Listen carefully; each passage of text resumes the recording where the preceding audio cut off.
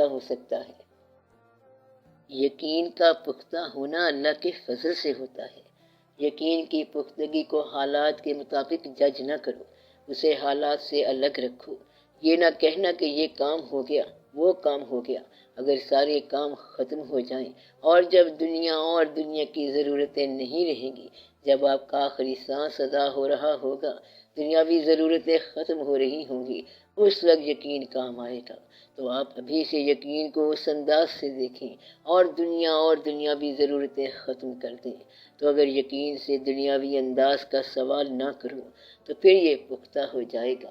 اس طرح سمجھو کہ جیسے تم دنیا سے مر چکے ہو۔ جب آپ یہ سمجھ لیں کہ ہم دنیا سے مر چکے ہیں تو پھر آپ یقین کو کیسے کہیں گے کہ میرا یہ کام کر، کیونکہ کام دنیاوی ہے۔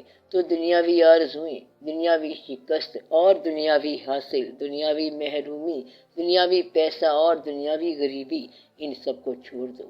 دنیاوی سکھ دکھ سارے نکال دو۔ بس اپنے یقین کو اور پختہ کرو اور کہو کہ اب اللہ جو ہے ہمارا یقین ہے۔ پھر آپ کا اللہ پر یقین جو ہے یہ پورے اعتماد کے ساتھ آپ کو ملے گا اور کامیابی سے ملے گا۔ آپ اس کو دنیاوی حالات سے نہ پرکھنا۔ دنیاوی حالات کے تو آپ خود ہی بادشاہ ہیں۔ جو کچھ حاصل ہوتا ہے تو لے لو اور حاصل نہیں ہوتا تو چپ کر جاؤ۔ تو آپ بازار سے سودا خرید لو، پیسے ہیں تو خرید لو، نہیں ہے تو پھر نہ خریدو۔ اس میں دقت والی بات تو کوئی نہیں ہے۔ اب یہ بحث نہ کرنا کہ لوگ کیا کر رہے ہیں، یہ کیا حالات ہیں۔ سیاست جب تک نہیں آتی، جمہوریت جب تک نہیں آتی، حالات یہی رہیں گے۔ عقیدے والے انسان میں الجھاؤ نہیں ہوتا۔ آپ اللہ کی طرف اگر سفر کر رہے ہیں، اللہ کا بندہ بن کے سفر کر رہے ہیں، تو چاہے جتنا الجھاؤ ہو مگر آپ کی نگاہ میں الجھاؤ نہیں ہونا چاہیے۔ جو مالک ہے وہ بہتر جانتا ہے، اور اگر تم مالک ہے تو پھر اپنی ملکیت ثابت کر، مگر تیرے پاس تو ملکیت ہے ہی نہیں اور نہ تو ثابت کر سکتا ہے، تو اپنی مجبوریوں میں پھنسا ہوا ہے، اور مجبور جو ہے وہ مالک نہیں ہو سکتا۔ اس لیے جو کچھ ہو رہا ہے تم اس کی پرواہ نہ کرو، بلکہ تم اپنا سفر طے کرو۔ اگر کسی آدمی نے ظلم کر دیا ہے تو تم اس کو دیکھو کہ کیا تم اس کو دور کر سکتے ہو تو کر لو، دور نہیں کر سکتے تو اپنی مجبوریوں کو سامنے رکھتے ہوئے اسے آخرت کے لیے چھوڑ دو۔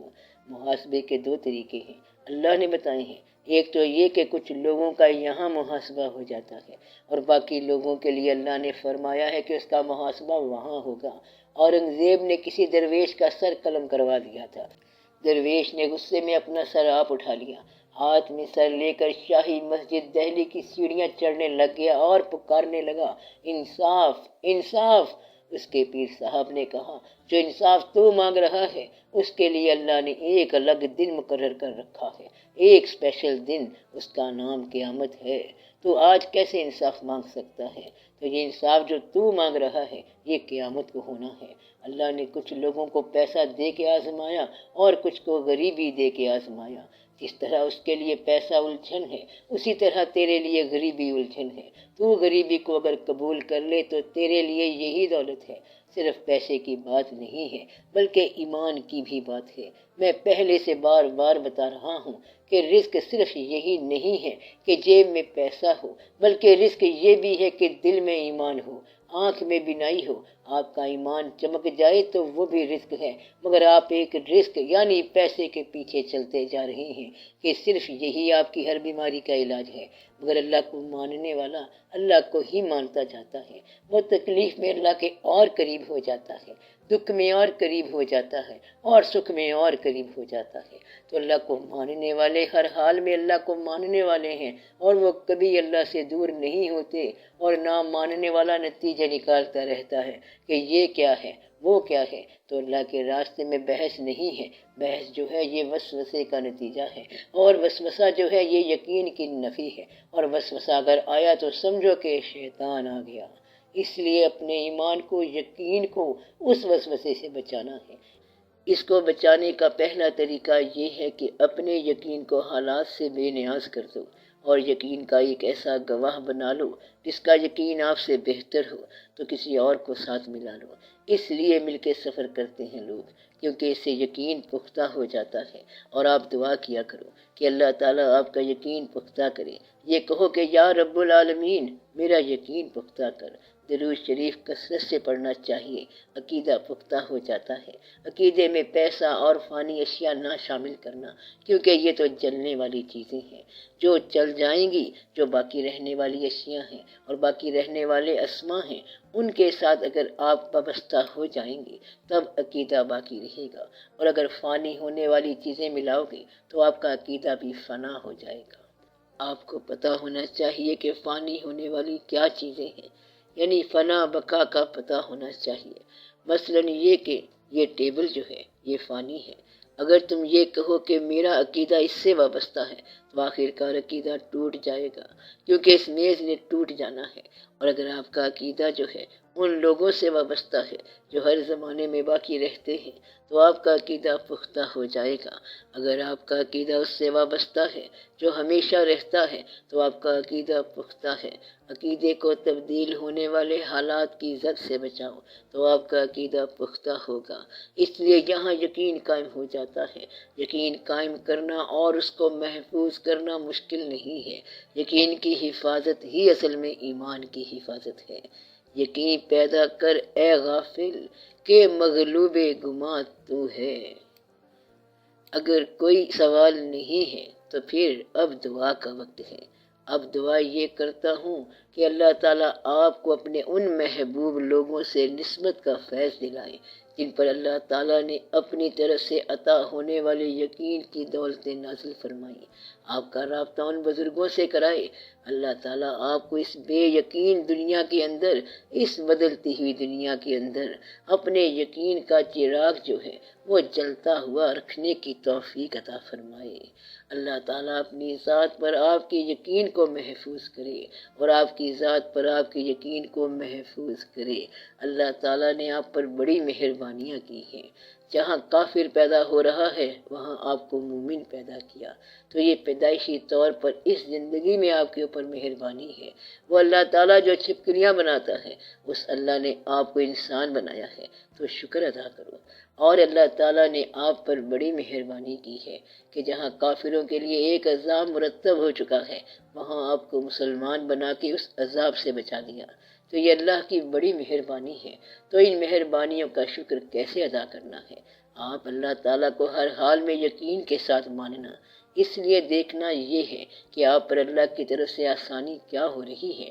آسانی صرف یہ ہے کہ حالات کو چھوڑ کر یقین کو قائم رکھو۔ حالات کے ساتھ کبھی وابستہ نہ کرنا یقین کو۔ حالات تیرے اپنے حالات ہیں اور یقین اس کی عطا ہے، تو یقین کو محفوظ رکھو، یقین کو محفوظ کرو، ورنہ اگر تیرے حالات بہتر ہو جائیں، 20,000 روپیہ فوری طور پر دے دیا جائے تو پھر تم اپنا ایمان بیچ دو گے۔ بس آپ یہ کہیں کہ میں ہر حال میں وہی ہوں، غریب ہوں تب اللہ کا ہوں، امیر ہوں تب اللہ کا ہوں، اللہ ہنسائے تب میں اللہ کا ہوں، اللہ رلائے تب میں اللہ کا ہوں، جس حال میں وہ مجھے رکھے بس اللہ ہی کا بن کے رہنا ہے۔ تو آپ کا فیصلہ ہونا چاہیے۔ جب تم اللہ کے بن کے رہ گئے تو پھر تم نے تو اللہ کو قابو کر لیا۔ اب اللہ کیا کہے؟ مقصد یہ ہے کہ آپ کے لیے ہر حال میں اللہ، ہر بات میں اللہ، غریبی میں اللہ، امیری میں اللہ، دولت میں اللہ، سوتے میں اللہ، رات کو جاگ کے اللہ، بس اللہ ہی اللہ۔ تو پھر اللہ ہی اللہ ہے، اللہ ہی اللہ ہونا ہی اللہ ہی اللہ ہے۔ اللہ ہو تو ہی تو، اللہ ہو تو ہی تو۔ تو اس طرح آپ کے لیے بہت آسانی پیدا ہو جائے گی۔ آپ اپنے آپ کو قائم رکھیں۔ تو دعا میری یہ ہے کہ جو والدین ہیں ان کو اولاد کی طرف سے سکھ نصیب ہو، اور جو اولادیں ہیں ان کو والدین کا فیض نصیب ہو۔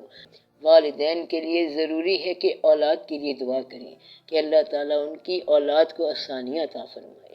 آسانی جب عطا ہوتی ہے تو اولاد پر ماں باپ کا مرتبہ اشکار ہو جاتا ہے، تو آپ کے مراتب جو ہیں وہ اشکار ہو جائیں آپ کی اولاد پر، اور آپ پر اولاد کی محبت نازل ہو، یعنی ماں باپ پر، جب ماں باپ کے دل سے اولاد کی محبت نکل جاتی ہے تو سمجھو اولاد بدقسمت ہو گئی کہ ان کے دل میں محبت نہیں رہ گئی۔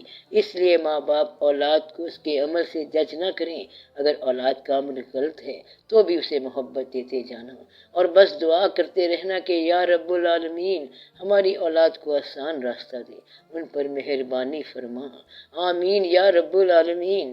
اللہ تعالی ہمیں اپنے محبوبوں کے نقوش پاک کی خاطر ان کا فیض عطا فرمائے، آمین یا رب العالمین۔ اللہ تعالیٰ آپ پر بہت آسانی عطا فرمائے، آمین یا رب العالمین۔ تو ایک دوسرے کے لیے یہ دعا کیا کریں کہ اللہ تعالیٰ اپنا فضل فرمائے، جو آپ کی آرزویں ہیں اور خواہشیں ہیں انہیں آپ دل میں رکھو اور دعا کرو، یا رب العالمین حاضرین مجلس کی دعا اور آرزو قبول فرما۔ صلی اللہ تعالی علی خیر خلقہ و نور عرشہ افضل الانبیاء والمرسلین حبیبنا و سیدنا و سندنا و شفیعنا و مولانا محمد و علی آلہ و اصحابہ اجمعین، آمین برحمتک یا ارحم الراحمین۔